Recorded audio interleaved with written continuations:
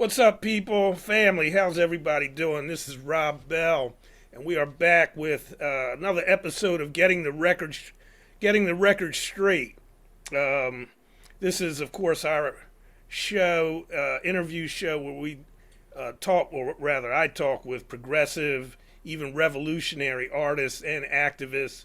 And I've got one today with me, as you probably can see on the screen. This is truly a Renaissance brother, a Renaissance man. Uh, this is Sharrif Simmons. He's a performance artist, author, songwriter, musician, poet, and educator. Just to give you some background on Sharrif, and as a matter of fact, man, this knocked me out. It says that your education as a poet started at UCLA, the university on the corner of Lenox Avenue. Yes, sir. So cool, man. And yeah, at the famed Liberation Bookstore in Harlem. Maybe we can talk about that a little bit. Brother Simmons has been a staple of New York's cultural renaissance in the 90s, performing at New Eurekan Poets Cafe, Joe's Pub, and the Summer Stage, among other places. In 2005, he became a Deaf Poet on Deaf Poetry Jam. I know many of you are familiar with that program. He has two poetry collections, I believe, at least, the latest being Poetic Thoughts Spoken Directly. He's currently residing in California, and so let me present to you, introduce to others, Sharrif Simmons. How you doing, bro? Oh, I'm well, brother. Thank you for the introduction, man. It always interesting to see what I do and to hear it, right? So there it is. Uh-huh. Yeah, man, I said before we got on camera that I wanted to kind of share with the people how I kind of got hip to you and hip to your music and poetry. And some time ago in the mid 90s was when I got really interested and involved in the reparations movement. And we were trying to get young people involved, and I was kind of responsible for initiating that, uh, uh, directive. And so I was going around to colleges trying to get young people involved in youth organizations, young adult organizations. And I used to go up to New York, and I kind of got turned on, met some people from the Malcolm X grassroots movement up there, and they used to do concerts, what they called a Black August concert, and the movement to free black political prisoners. We're all political prisoners. And so, anyway, I bought this magazine when I was at one of their events, and it was called AWOL. And it was a magazine of like young people's resistance organizations and that kind of thing. And each magazine had a CD in it, and Hmm. that CD I listened to, and that's where I first heard you. You were doing a cut called Diaspora, Oh, and wow. that just blew me away, man. And of course, Jessica Care Moore was on that, Rod Goddess, and a bunch of other people. But it really hit me and exposed me to, I don't know if I should use the term underground, but it wasn't. It was people were doing great hip hop and spoken word and alternative music, for lack of a better word, but they weren't getting the commercial exposure that a lot of other people were. But it was just really how I kind of got exposed to you and many other artists, some of whom I've had an opportunity to interview: Lamar Manson, Jessica Care Moore, and now you, brother. So thanks so much. I've enjoyed what I've heard from you, the music and the poetry that you've done. So you mentioned in your bio and on your website that you were part of this cultural revolution. I mean, Renaissance in the '90s. So why don't you tell us about that? Can you expound on that a little bit? Sure. So how I entered into that space was through my aunt's bookstore. So my grandmother's sister, my great aunt, her name was Una Molzak, and she was the founder of Liberation Bookstore, which was on 131st and Lenox Avenue, hence the university on the corner of Lenox Avenue. That's a reference to that space. And when I came back from England in my junior year in college, so when I was a senior at SUNY College at Old Westbury in 1992, the early 90s, there were two things at play. There was the golden age of hip hop in the early 90s, or the 90s in general, and there was the cultural renaissance of poetry and spoken word, where the relevance of Gil Scott-Heron, Amiri Baraka, Sonia Sanchez, and Gwendolyn Brooks was founding voice in a new generation. Mm-hmm. And I happened to be working at a bookstore that helped me become illuminated to the history of that spoken word lineage. And I was eventually introduced and lived amongst, the generation before us that were founders of the Black Arts movement Sure. at Liberation Bookstore. So Amiri Baraka would be there. Sonia Sanchez would come to the books. They all knew my aunt real well. And I was young and I took interest then. And that was my entryway through the bookstore. But the specific step that I took was after seeing Sonia Sanchez do a reading at the Schomburg on 135th Street. And I came to one of her readings. I think she was reading excerpts from Homegirls and Hand Grenades. And it just changed the course of my life. The reading, I realized that you could perform poetry, that it wasn't just a literary form, that it lived in a spoken form as well. And it had elements of hip hop. It was kind of related to that generation I was coming out of. And I sought to create a voice in that medium where I took the information I was gleaning from working at Liberation and tied it into the aesthetic of hip hop and became a performance poet in that way, of like a writer with a little emphasis on bringing words off the page in the early 90s. Mm. Is the bookstore still there? No, Liberation closed about 10 years ago. Uh-huh. But its legacy still remains, and we're going to be working on making that more of a posthumous landmark to signify the depth of its relationship to the culture. I mean, all of the Black presses did business through there, and all of the Black colleges, HBCUs, one professor at least always had a contract with UNA where they would supply or get their books for their course studies at Liberation Bookstore. Mm. Paul Coates with Ta-Nehisi Coates' father with Black Classic Press, Haki Madhubuti with Third World Press. All of them, I grew to become very familiar with, all the authors that were not finding a voice in the traditional halls of academia. Sheikh Anta Diop, John Henrik Clarke, Dr. Ben Yohan, and all of them were, the school of thought that I was getting my tutelage from. And I took that knowledge and became a writer and a poet, influenced by both Gil Scott-Heron and Amiri Baraka, and I should say by the last poets and that whole generation of sound and music. Mm-hmm. Abiodun Oyewole and Umar Ben Hassan, that I end up getting to know a lot of my heroes personally, inspired me to enter into the foray. That's awesome, man. Well, Sonia reps Philly, so that's a great thing. Yeah, exactly. And then she was at Temple throwing it down, and she would get her books from Liberation Bookstore for her course study. That's awesome, man. That is just awesome. Well, we had talked before too about you just came back from helping to memorialize Greg Tate, and I have to be candid. I wasn't that familiar with his work and what he was doing at the time, but I wanted to give you some time to talk about him and coming out of that same period, the work he was doing Why was he so important and influential and impactful?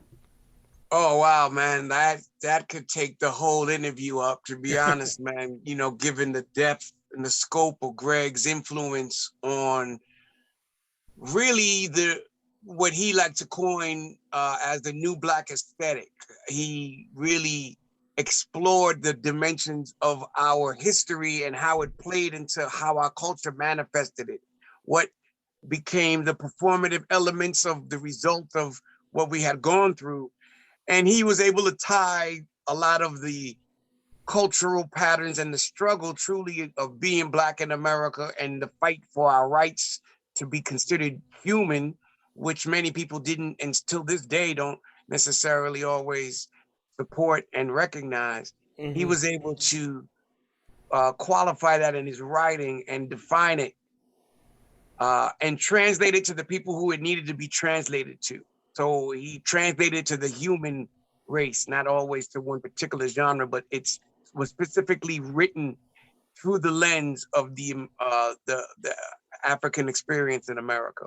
Hmm. And so Greg was a translator in many ways, and also an educator and a vehicle for so much thought of multiple generations in several genres. Like his he was a cultural a critic, so he was able to talk about art, film, music, and that's the entryway I got to know Greg. But my relationship with Greg transcended a lot of that professional level. He was my brother, like Hmm. a chosen family member. So we spent a lot of time together, and he was very generous with his time and his wisdom, no doubt.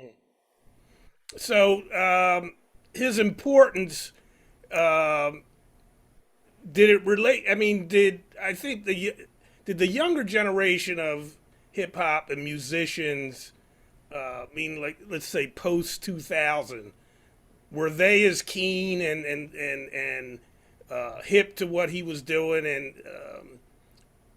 moved by his opinions and his take on popular music?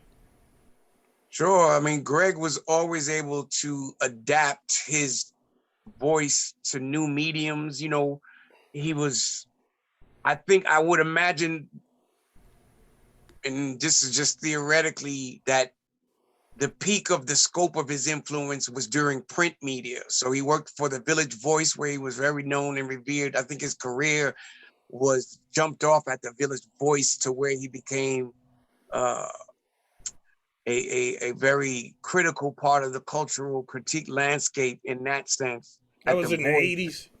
Yeah, that's when I met him in the 80s. I didn't meet him in the 80s. I met him in the 90s, but in the 80s where he established that voice. And then to continue on with print media, he worked for Vibe and had a lot of print articles before the internet took over. And then he reimagined himself online through social media and had a presence there on Facebook. And also his generational voice was still remained relevant to the day that of his passing on December 7th. Greg um, influenced people in the way that his voice was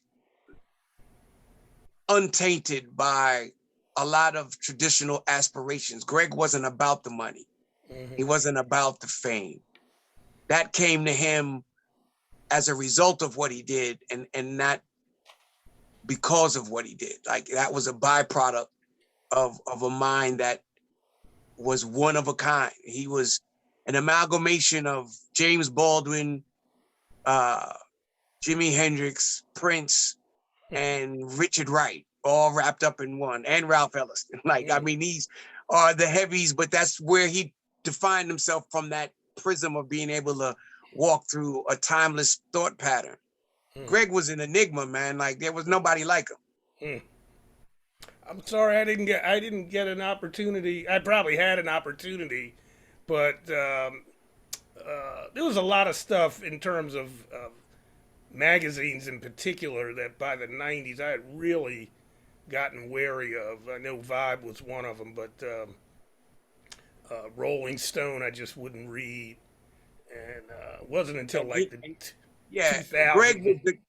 the hip hop extension of a lot of that. The black voice that redefined the aesthetic and allowed us to enjoy all of the fruits of the labor we created. Black people created music in America, like from jazz, rock and roll, all the above. And Greg was you know, uh, the Pied Piper of that truth. Like he Hmm. walked you through that landscape to give you a better scope of why rock and roll was ours and not just white boy music. I wrote a book in 2007 called "The Myth of Rock and Roll: The Racial Politics of American Popular Music." So one day we'll have to talk about that a little bit, Yeah, because that's something that's very dear to me. And yeah, but he was a musician too, right? exactly. He was a musician. He's a prolific musician. I came to know Greg personally through his first band, Woman in Love. And Women in Love, their first bass player was Michelle Indegliocello. Oh wow. Uh, yeah, it was Michelle, Mark Gilmore, and then Jason DeMatteo became their bass player, and Flip Barnes, Helga Davis, Greg on guitar, Mikhail Banks, which is another good friend of mine, singer, and all those elements went into place. So I met them. I've listened to a tape, and meeting my tribe, they not only changed my life, it became my life. I Mm. became very intimately acquainted with the whole crew. Hmm. Well, I saw his band was called the Orchestra. That reminds me so much of Sun Ra here in Yeah, Philly. His jazz group here in Philadelphia. Did he yeah, did he relate to that at all? That of course. Yeah, no, Greg was very mindful of all of the varied influences that affected him and inspired him. But what got him into conducting the orchestra was Butch Morris, the conductor Butch Morris, who was a legendary conductor. I almost want to say Butch Morris was out of Philadelphia. It's possible. mm, Um, and he had a lot of influence on Greg's approach to that genre. mm, So the Burnt Sugar Orchestra was a mix of a variety of genres of music, and they, it varied since its inception. Over 150 musicians have come out of the ensemble in mm, varied forms or not. And I was a member of it off and on over time. Greg and I had put several bands together, Medusa Oblongata and the Epic of Gilgamesh and various incarnations. And, mm. he helped me, inspired me to do a lot of my poetry with music and develop that talent as well. So I'm a musician. I play guitar and do poetry with music as well. Yeah, I actually want. That's a good segue because I wanted to talk to you about that. You play guitar. The things that I've heard, Fubraction, and is that the way you pronounce it? The song. Yeah. Yeah. Uh, and some of the other more recent pieces, Diaspora. I was not only the poetry is out of this world, but the musicality of it is really appealing to me. And so you got that inspiration from mainly from him or from Well, working with him. I got the collaborative inspiration from Greg and how to bring that to the forefront. I Mm, think Gil Scott Heron gave me permission to explore the impulses that I was getting naturally. I mm, already speak in a rhythmic pattern. And when I was younger, I wanted to be in a hip hop group. I had a hip hop, I started off with rhyming and all of that. yeah. I'll never forget, to give you some background on me, brother. Like I was born in the United States, but I was raised in Ethiopia, in Addis Ababa, Mm, mm-hmm, from the age of 8 to when I came back when I was 14. And so I grew up speaking French more than English. For a long time, French became my primary language. And when I came back, it was relearning English that made me appreciate the dexterity of the language and how you could change words and flip them and how they moved around was very unique to me. Even though it was my primary tongue, relearning it allowed me to be more creative with it. And I mm, began to engage in thought in very different patterns. And then that intersected with hip hop.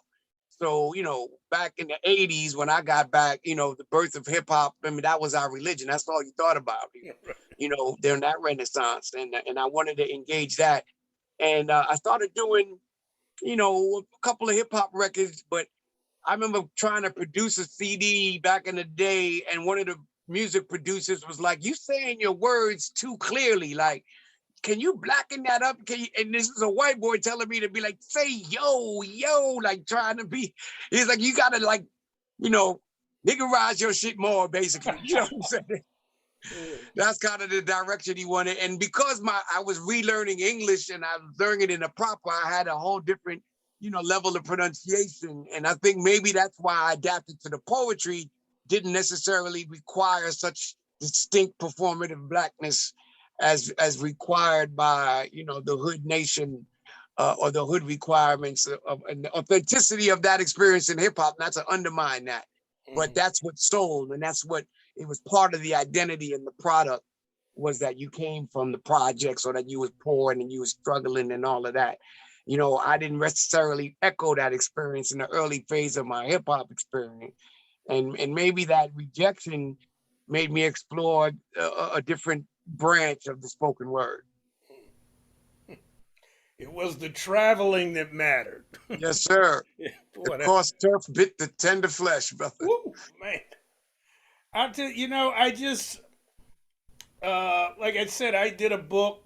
I guess we're going back 13 years. A big reason is I'm a senior citizen, and trying to get people my age who, and I'll be the first one to admit I'm a music snob. Being in college in the '70s with Stevie Wonder and Gil Scott Heron and all the people you referenced. As far as I'm concerned, there's nothing better than that. Yeah, And man. huh?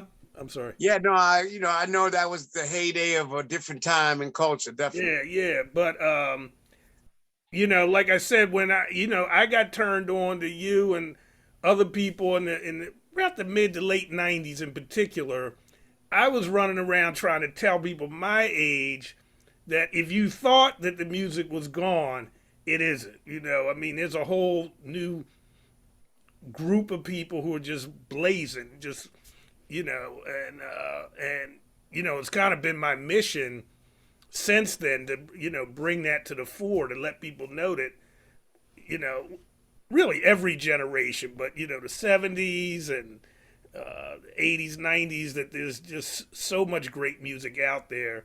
And in fact, I have an internet radio station that where I'm playing. I'll go from everything to Miles to you to Yeah, Jessica to Stevie and everything in between, man. And it's like you had said earlier, man. We created it all. It right. all comes from those similar foundations. But it's really hard to get, and it's really hard to get, like I said, people in particular my age group to understand it because they've never heard you. They've never heard Jessica. Ursula Rucker is right here in Philly. Yeah, Black Ice is from Philly, and you can't even hear the Roots 9 times out of 10 on commercial radio here in Philadelphia. yeah, Occasionally you can. People don't even know J. Michael Harrison and his program on WRTI on Temple's jazz station. So wow. it's breaking through that commercial thing because unfortunately a lot of our people sustain that compartmental, that categorization and don't, see the interrelatedness of the genres of the time periods and give exposure to folks like you and many others, man. Yeah, man. And that puts the weight on us, to build our pyramids. I always drew the analogy as like we still looking at pyramids, and here we are, however many years later, right? There's a relevance of Egyptian culture that takes form in varied times, right? Like I remember in the early '90s, like, the Hotep movement had a lot to do with like reflecting Black on the Nile Valley civilizations and all of that. So I hear what you're saying in the relevance of like, how do we make that how do we tie the history into a more modern effect? But I take solace somewhat in knowing that every generation rediscovers. For I didn't discover Gil Scott-Heron until 20 years after he was in effect. Luckily, I was able to celebrate him while he was alive as well, and meet him and talk to him and be present in that. But his life and work lived on after him, and I think that's our quest and at our purest form. And Greg was like that as well. That he kind of had a sense to know that his voice would travel on after him, and that's the where we're in now, that space where we're that relevance still has an echo. So it's on me to continue that process and to add new voices, new ways of expressing for myself, and at the same time support my peers and elevate them. Well, it's on me too because I'm not an artist, musician. I can't play nothing, but I can tell people, that there's people like you out there and many others, and try to explain to them, and kind of build those bridges and say Right. that, there's a guy here in Philly by the name of Wadu. I don't know if you've ever heard of him. He's an attorney. He's a lawyer, but he's also a spoken word and rap artist. He's incredible, man. He's incredible. Right here in Philly. Some of the stuff he's done, I mean, I just have never heard anything better, Right. including Gil Scott. I mean, and that's one of my idols. But I mean, guy can't get any play, any airplay. Like I said, sometimes there's a couple of college stations. Drexel has a station called WKDU, and like I said, Temple has programs. It's not like you're going to hear it all the time, but they do a fair amount of jazz. But other than that, and Yeah. you're just not going to hear it. But Gil Scott was inducted into the Rock and Roll Hall of Fame. I think it was this year. Yeah, he was. Yeah. Last year, and he was eligible in '95, so it took this long for them to get around and putting him. I think it was '95 because I think it's 25 years after your initial debut, so it was either '69 or '70. I think when the Revolution Will Not Be Televised came out. Yeah, brother, like what I come to know and to assess from commercial American music is that Black intellectuality tends not to be a prized commodity in that exchange. Our reinterpretation of the American experience through our lens and our voice challenges the fluidity of the market, meaning like America in general on a mass level doesn't like to have to stop and think. And the less thought around the experience and the exchange. I mean, look at it. I grew up eating at McDonald's every once in a while, and I used to have to actually say, "I'll have a cheeseburger with," or like and explain it what you want. And now you just want a number one or number two or number three. The language is about efficiency. The exchange is about like having to stop and rethink about history, which is what a lot of cultural artists and spoken word in particular, but artists with a certain bent towards illumination, it just requires too much activity, and it's very rare that it breaks through. I think Yasin Bey was one of the artists to crack into a broader stream with a certain amount of that consciousness, as well with Kendrick Lamar, but that's also tempered by a very accessible experience to another kind of market. He was anchored in that experience where he can relate to both the gangster element and the conscious element, as could Yasin and Kweli and Talib and all those cats and Black Thought, which is out of Philly, who I feel like Black Thought is one of is one of the best MCs to ever like pick up a microphone. Mm-hmm. And I dare not say best because it's all relative. I mean, then I Sure. have to jump into KRS-One and I have to jump into, but even all of those things and spaces are challenging to the average audience. And so a lot of it doesn't necessarily as challenge as clear as the broader idea of what Jay-Z may represent or what Dr. Dre and Snoop and all may represent. But there was a time, though, man, when in radio, because I talked with a guy when I was doing my book with a, radio DJ, and his name is escaping me right now, but who's been on for years, man. His dad was a legendary radio man too, and his name will come to me. But anyway, he was saying they had, back in the day, they had a lot more freedom, and latitude to, put records out, put artists out, and give them some exposure that is, a much more narrow, playlist, and they don't have the wherewithal to, kind of go outside their lane, so to speak, and break artists and give artists opportunities. And so, I often tell people all the time that it's not like the music isn't out there. It's not like the creativity and the brilliance and the genius is not out there. You just don't have the opportunity to hear it, unless you Yeah, look for it, unless you look at, exactly. certain venues, because commercial radio, you're not going to get it. And I find that, so many artists are, go overseas, go to other countries, and people are, welcome them, and they go over in fact, didn't you do a Europe tour or something recent? Several, yeah. And not too long ago Yeah. before COVID, I was with Mark Gilmore in Stockholm. We did a blues festival there, and I was done several residencies and played several festivals in Amsterdam. And Mm-hmm.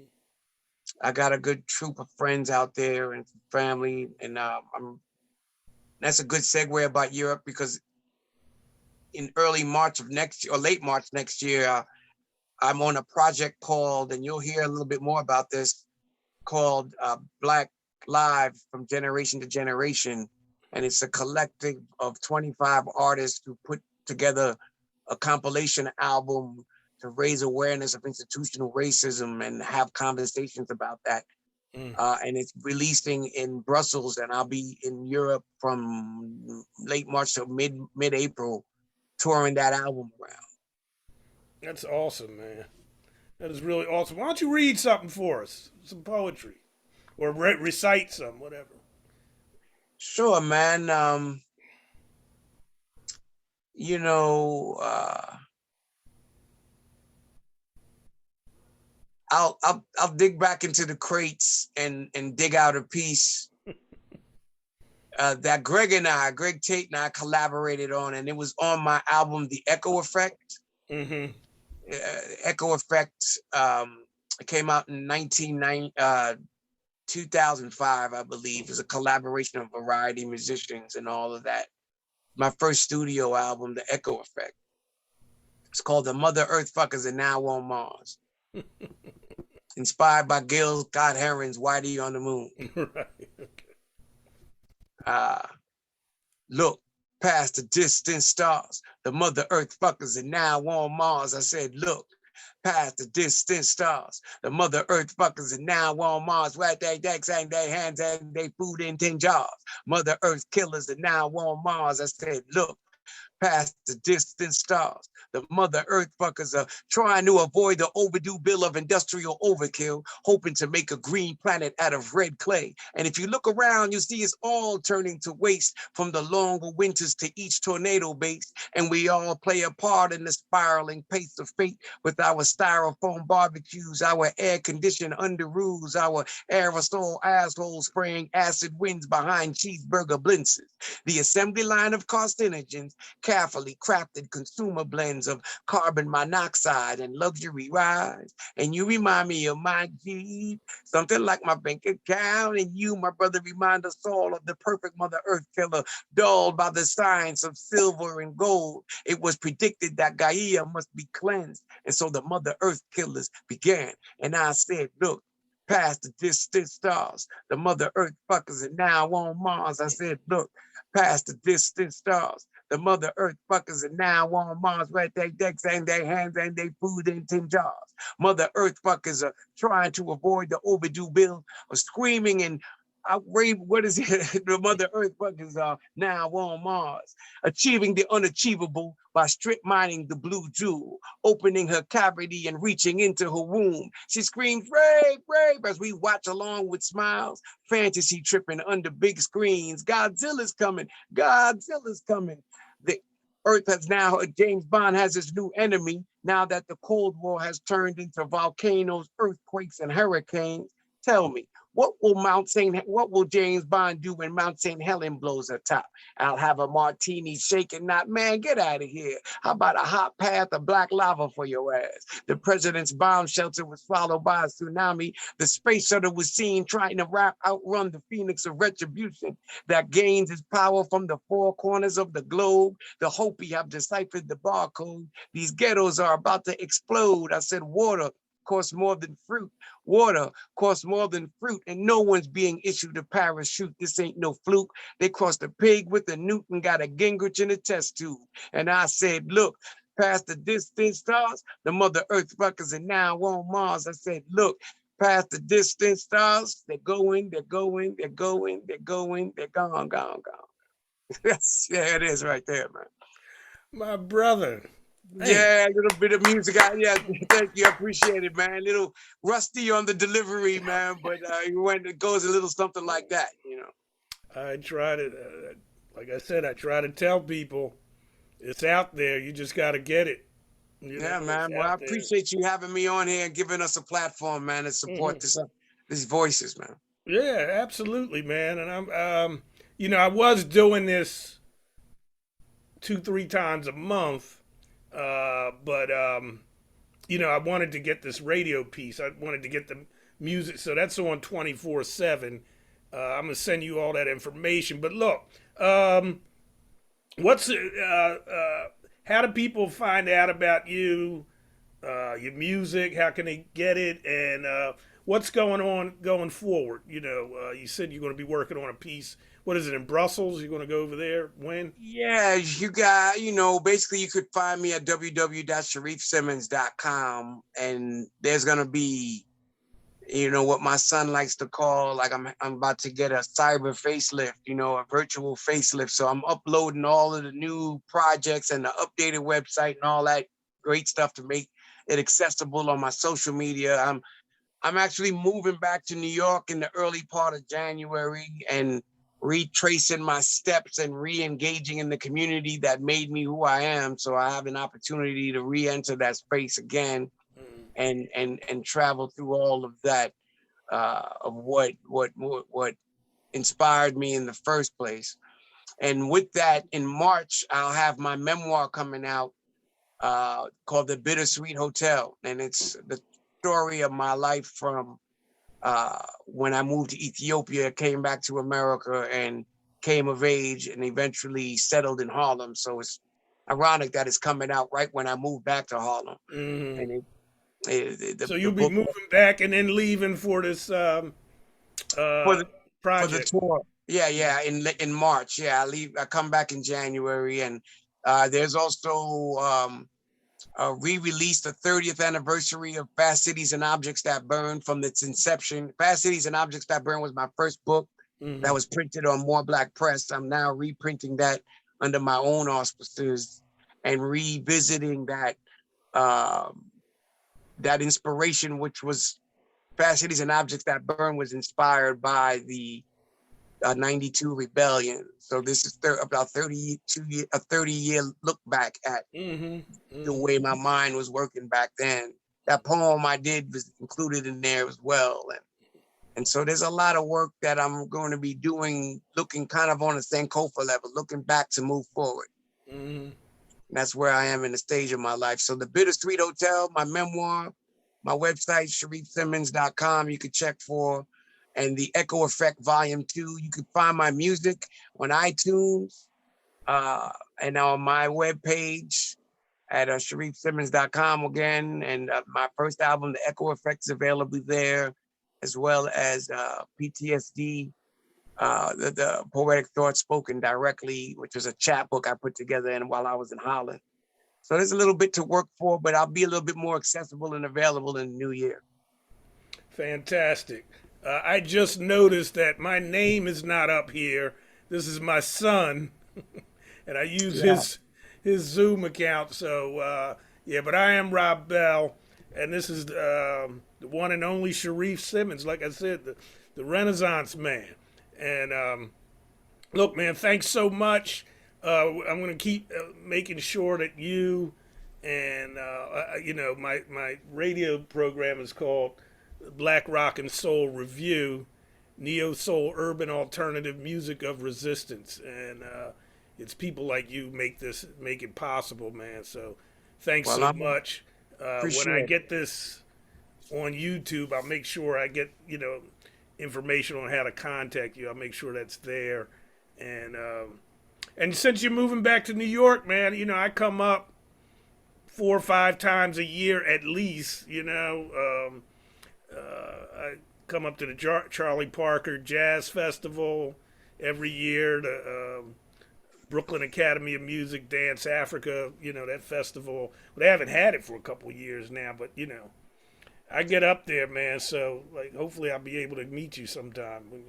Sure, man. I'm sure we'll make it happen, man. I'll be right back in where it all started for me, back in Harlem. So I'm looking forward to that.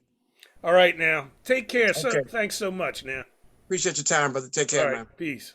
Peace.